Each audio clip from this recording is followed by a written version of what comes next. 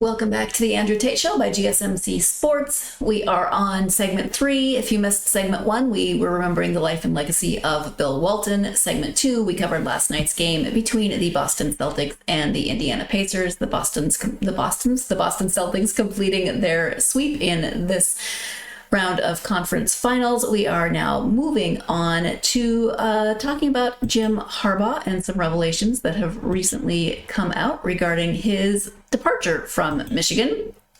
Jim Harbaugh, former head coach of Michigan, found himself torn between loyalty to his alma mater and the allure of the NFL after leading the Wolverines to a national championship.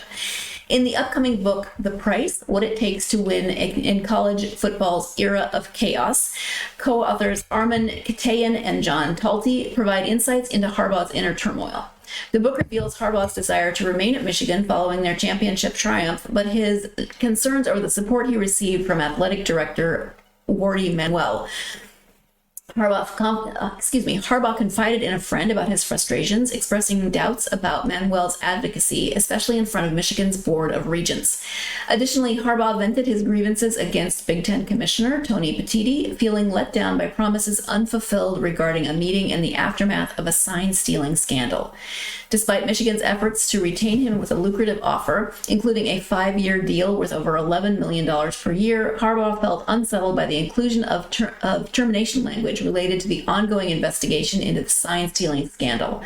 While Manuel acknowledged potential stumbling blocks in finalizing the offer, Harbaugh's attorney, Tom Mars, indicated uncertainty over the offer's influence on his client's decision to depart for the NFL. Moreover, Harbaugh faced challenges during the 2023 season, including a self-imposed suspension amid an NCAA investigation into recruiting violations. Ultimately, Harbaugh chose to accept the head coaching position with the Los Angeles Chargers, departing Michigan just weeks after their championship victory. Manuel expressed understanding rather than surprise at Harbaugh's decision, recognizing the coach's long-standing flirtation with the NFL. The strained relationship between Harbaugh and Michigan's administration, compounded by ongoing NCAA scrutiny and unresolved issues from the sign-stealing scandal, contributed to his departure, signaling the end of an era for Michigan football. Now, Tate, I know that you are, in fact, a Michigan fan, so what are you thinking in terms of what we've just learned about Jim Harbaugh? This didn't surprise me. This didn't surprise me at all. I thought Jim wanted to stay with the Wolverines. When I listen to you talk about this story, though, one thing pops in my mind.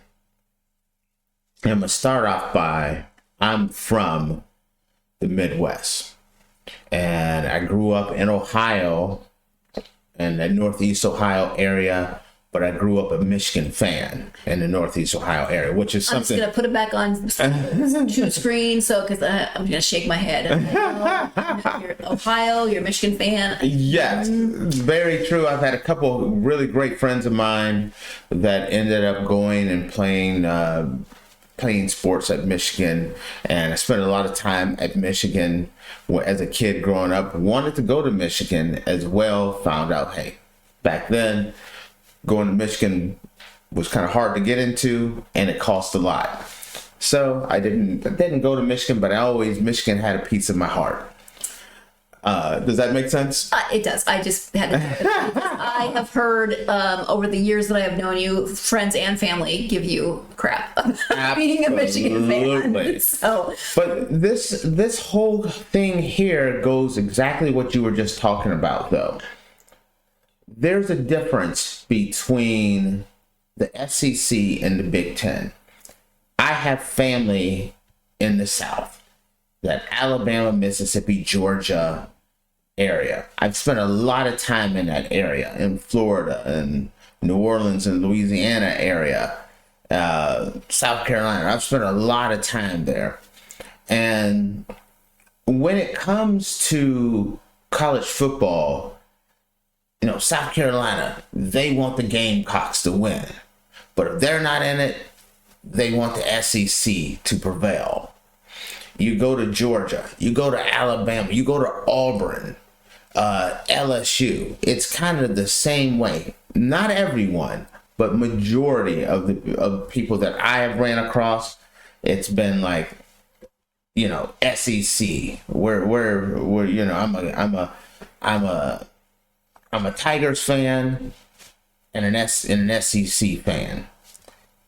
It's not that way in Big Ten country. It is not. I'm from that area. When the playoffs were coming in, I flew in to Ohio. I'm in Ohio. Ohio State, Michigan played, and Ohio State fans were rabid. They wanted to beat Michigan. They wanted to knock off Michigan. But the minute that game was over and Michigan won, they adopted the anybody but Michigan. Anybody but Michigan. They wanted Georgia. They wanted Florida State. They wanted anyone who could knock off Michigan. I spent a lot of time around Penn State fans. Anybody but Michigan. Iowa. Anybody but Michigan. And it's not just Michigan. They don't want Ohio State to do well. My approach has always been, if Michigan's not in the national championship, I'm rooting for the Big Ten. Most people are not that way. And that's kind of the way I felt this kind of went down. I kind of felt like a lot of the chancellors and other presidents were so hell-bent on punishing Michigan instead of stepping back and saying, okay, this situation is not the way it's the way it's being portrayed, but we have to protect the Big Ten first. It wasn't that way. The Big Ten, it felt like the Big Ten, or a lot of the different chancellors from the different schools, wanted to punish Jim Harbaugh and wanted to punish the Michigan Wolverines. And so it felt like it was Michigan versus the Big Ten. And that was part of that problem. But then when the pressure was starting to come on from all the schools within the Big Ten about the sign stealing scandal and some of the things that came up, Jim Harbaugh, which stood his ground that he didn't know anything about this, everything kind of pointed to he didn't know what was going on, allegedly. But it kind of felt like once the pressure started getting on, a lot of the Michigan, what do you call that? Chancellors, administrators, and things of that nature started to turn on Harbaugh. And I know that there was talk like, do we even want him back? That was kind of the talk. When they were negotiating the contract, yes, they did make him an offer, but it was kind of one of those offers where it was like, if we get in trouble, we could let you go. And Harbaugh wanted assurances that, hey, if this comes back and it blows up in our face, we're in this together. And I felt like a lot of the negotiations, it was like, listen, you're on your own. And ultimately, I felt like that is what turned if you're advising Harbaugh and you see a situation where it's like the Big Ten Conference was out to get you, and then you feel like that some people within the University of Michigan University, is starting to turn on you. Some people were whispering, hey, do we really want him back? The fact, if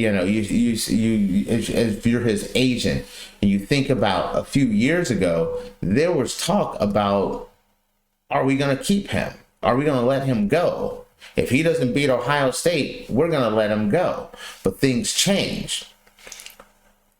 I never felt like, the last few years, Michigan was 1,000% in Jim Harbaugh's corner. I felt like there were some people and the majority of the people were pro Harbaugh, but there was a small group or a group that was thinking about life without Harbaugh a lot sooner than it should have been.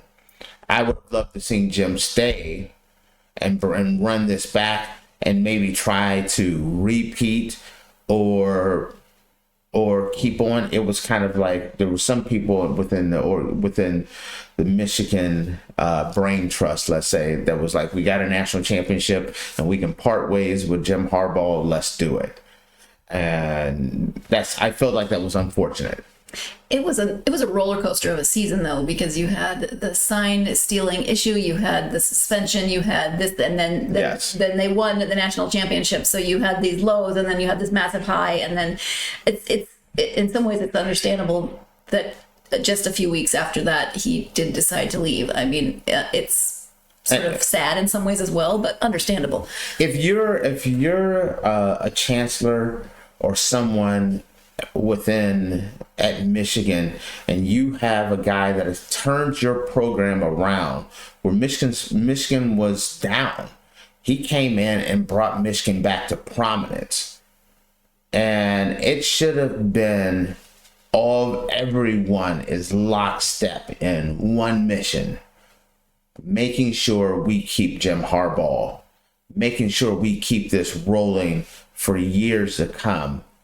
I never felt like that Harbaugh is going to retire like Nick Saban as coach of the Michigan Wolverines. It was, he's going to be here a year or two. And I also think, because I know people listening to this are going to be like, well, he flirted with the NFL numerous times. My question is, when you feel like there's a subset within your organization that may not want you there, you have a conference where it's kind of like sometimes it feels like the Big Ten is for themselves and not the organization as a whole. Like I said, anybody but Michigan. That's the way, you don't understand. From the area, you don't know how many people that I talked to that was like, absolutely not. I am not rooting for Michigan. I don't care who wins the national championship as long as Michigan doesn't. They were disappointed this year. Right. There should have been more of, we are 100% behind Michigan. Michigan's 100% behind Jim Harbaugh. Michigan had 100% have Jim Harbaugh's back. I felt like it was like Michigan 75% has Jim Harbaugh's back, but there's a little 25% that's like, maybe not. Yeah, well, now he's with the Chargers, so decisions were made. That's a big loss for the university for Michigan, but it's a big pickup by the Chargers. Absolutely. We are going to take our next break. When we come back, moving away from sports into oddities in the news. And Tate, I'm just leaving you with the phrase mariachi versus fire breathers. And you can ponder that. I'm taking fire breathers right off the top. I'm just going to let you know that right now. I'm just going to let you ponder that, though, while we break. You are tuned into the Andrew Tate Show by GSMC Sports, and we will be right back.